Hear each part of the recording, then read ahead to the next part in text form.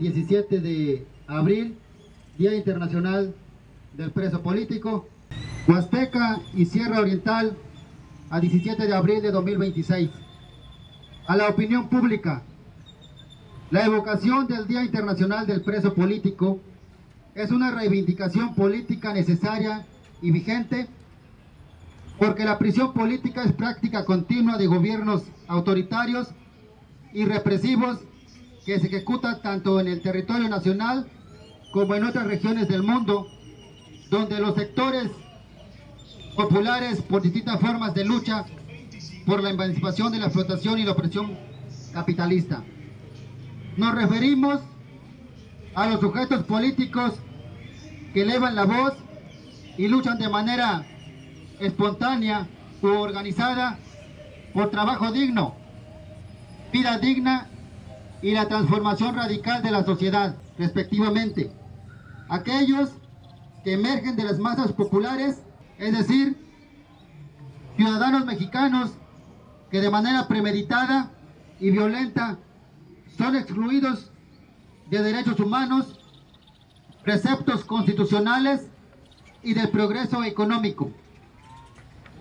Representantes populares, luchadores sociales y por el socialismo, activistas, militantes de organizaciones populares y revolucionarios, quienes de manera consecuente representan, enarbolan y defienden con combatividad las demandas económicas, sociales y políticas de la clase, sector o proyecto organizativo que pertenece.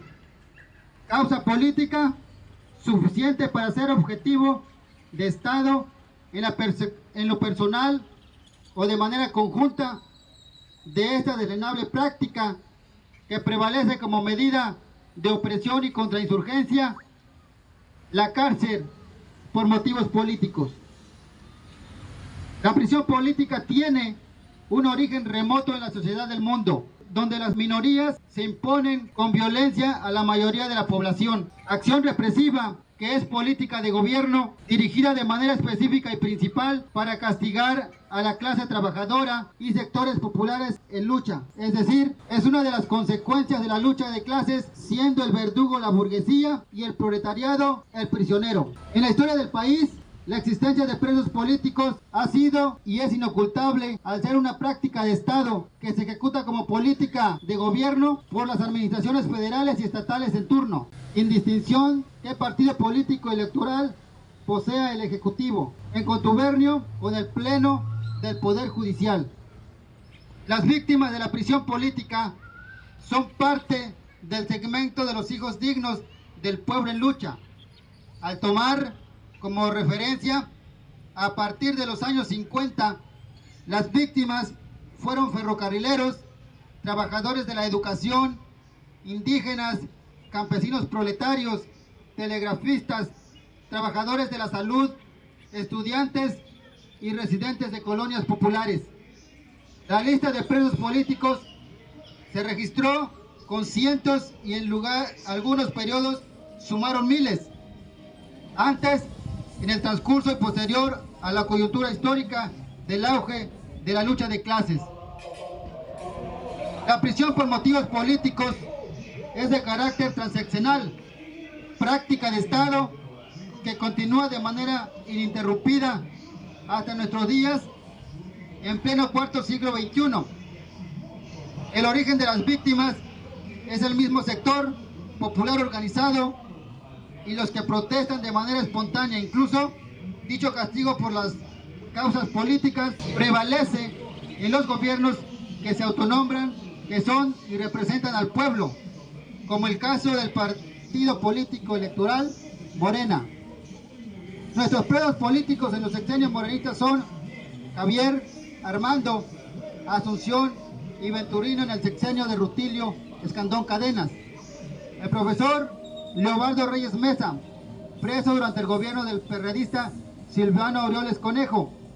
Todos estos compañeros actualmente están en la condición de expresos políticos y el profesor Leobardo es objeto de persecución política y acoso judicial.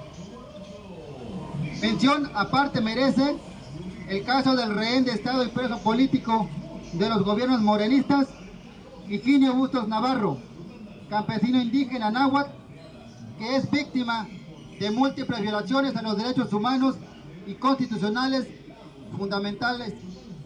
Higinio es víctima de detención arbitraria, prisión injusta y condena inmerecida, con base a un expediente doloso fabricado por agentes federales especialistas en contrainsurgencia, entramado contrainsurgente policíaco judicial en el que participaron panistas, priistas y morenistas.